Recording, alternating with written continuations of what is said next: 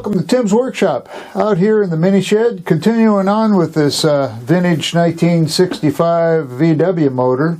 On the last video you saw me doing the gas leak down check on cylinder 1 and 2 and got it to pass the gas test by lapping in those valves really good.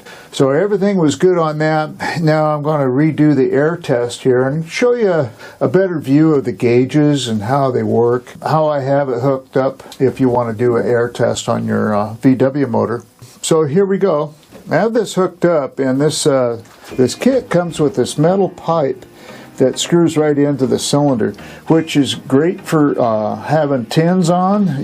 You can go through there without a rubber flimsy hose trying to hook it up. This is a lot easier. It's got a gnarled end, and then you hook the hose up to this. This piece here, actually, see that? It rotates, but this doesn't. Well, once that's in the spark plug hole, and you go to get this back out, this will spin when you turn the hose, but this won't. It'll be stuck in there. So I had to take the tin off just to get this thing out of there. And then I realized this piece was perfect for getting that in and out of the spark plug hole and not have to deal with this.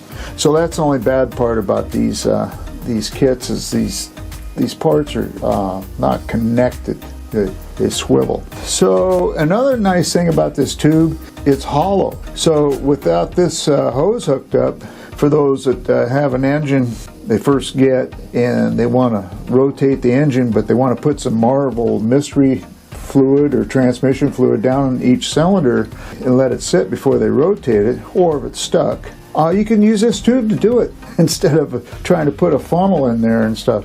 It's a nice piece to have. Alright, let's test this thing out and see where we're at. The compressor was, I went out to turn it on and it wouldn't turn on. Well, it was still full of air. It never leaked out. I couldn't believe it. It has a lock on it where you can't turn it.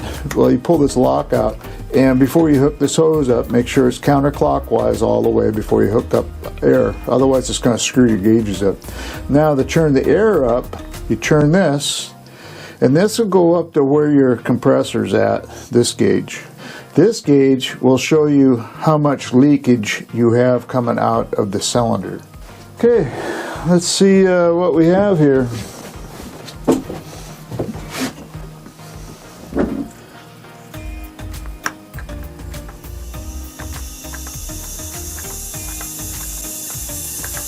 I can hear air on that one too. Okay, that's a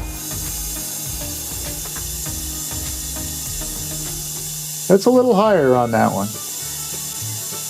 Closer to the middle of the, actually it's higher than the middle of the moderate. This moderate is not centered, you know, so it's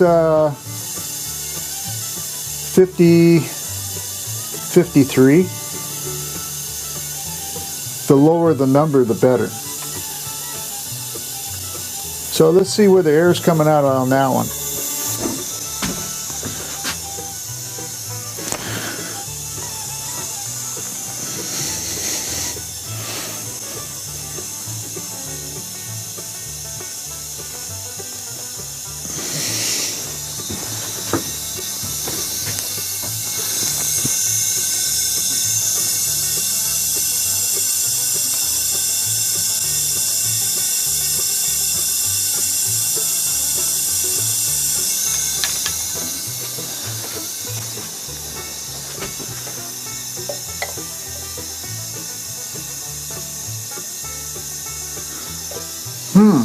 That's interesting. The air's coming out here. Okay, so I got number 1 top dead center, got the air all hooked up, compressor just shut off, so it's full of air. Now let's wind it up, and hopefully this thing doesn't spin this time. We'll go slow on it. We don't want to go too fast.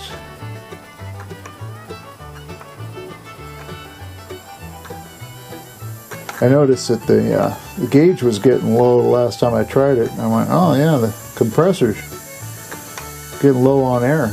So I'd turn it on, refill it.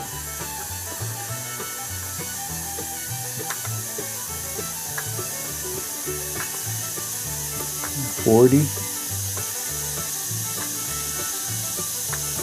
50 pounds of air, and that's it. We got 60% leakage. Okay. Let's see where that air is coming out at.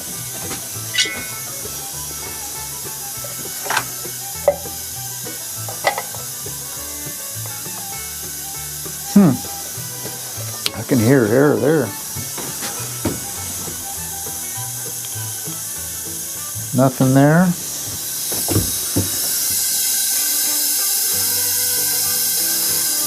Okay, so there's no air coming out the intake or exhaust this time. So, but I do hear it coming out here.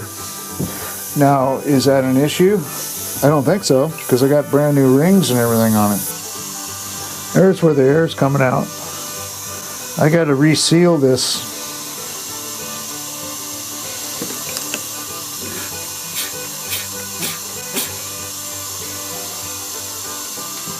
Okay, so I've been messing around with this thing, testing it. I got the other head, the valves lapped, no leaks. Okay, did the gas test on it too, so the heads are good. What I'm finding between the head and the jugs, cylinders, there's supposed to be a ring there. I got this silver ring with the gasket kit, so I put the silver rings on with aircraft sealant around them, put it all together and torqued it. But as I'm doing the air test, I'm hearing air not coming out of the intake or exhaust anymore, but I'm hearing it come out from inside the case. I was worried about that. I took the dipstick out. I could hear it through the dipstick hole. I can even hear it through the push rod tubes. The valves are all good. They're not leaking, but it's leaking in the case when I'm putting air to the heads. And I sprayed in here to see if there's bubbles between the head and the jugs. And I could see bubbles. So air is escaping in between there with those silver rings in. So I rechecked the torque on the head, and it was still leaking. I went over to the other side here. When I had the head off, as a test, I added those paper cheap gaskets. I added them over the top of the silver ring just to see if that would help out as far as the leak goes. It did. When I did the air test, even though I could hear air in the case, the reading was better. I squirted WD-40 in here to look for bubbles, and I didn't see any at first, but then I did see some really tiny ones coming from one of these. There is some leakage.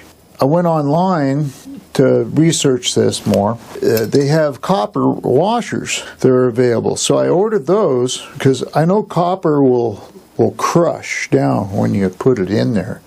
Where these silver ones, I don't think those silver ones are very good at all. I'm going to take all that stuff apart, put the copper ones in, retorque the heads, and then test it again. Now the testing, I wasn't really doing the testing on this correctly either. You want a lot of air pressure coming into this, and they said like 100 pounds, okay? So I went out to the air compressor and put it up to, it was like at 80 on my air compressor. I moved the PSI up to 100 on my air compressor. Then I retested this again, and the way you do it is with the valve closed counterclockwise, you hook up your air line to this. Then you churn this without hooking this up to the cylinder yet. You open this valve up and get it. It's supposed to go up to the set position. So I had the air compressor at 100 out there, but it only got to like 90 on this gauge. So I figured, well, let's just try it anyways, see if it's better. So I did that, moved this up, right, opened the valve up without this hooked up yet, got this up to as high as it would go. It was almost to the blue. It was in the green. Hooked this up, and then the gauge bounced back, right, but it was still in the green. I did that, and I could hear air in here, but not that bad at all. And obviously the leakage was lower too. Actually between 0 and 20, it was in the green. It was like almost on the 6 here on this number 4 cylinder. I talked to one guy and he said, oh yeah, get your major leak fixed and then you should be in the green. Well, I did, and I'm in the green. But I still have some leakage here, and I got a paper gasket in there. You don't want that. So you want that sealed off, and you don't want air escaping there. I'm going to put the copper washers in both sides, retest everything. I'm going to get my compressor up higher so this needle will actually be up higher. Your goal is to have this needle go all the way to 0. And then plug this in and see what your percentage drop is for air leak. According to what I heard from people, you will hear air leaking a little bit because air is passing by the rings locked right the way they're supposed to be. You're still having air bypass those rings into the block. You're not going to get 0, is what I'm saying. So I think we're on the right track. So right now I'm waiting on the copper washer. Once I get them, I'm going to fix that, redo the test again. If it's in the green, I'm good. I'm kind of worried about a little air coming out of this. And then we'll move on. We'll put everything back together. We'll put oil in it. I got to buy a starter. I've been waiting on the starter because I don't know what I'm doing here as far as should I proceed on with the starter or not. But it looks like I'm going to as soon as I get some more funds. It'd be great, you know, get this thing up and running. And then I can move on to other projects. Yay! Hopefully.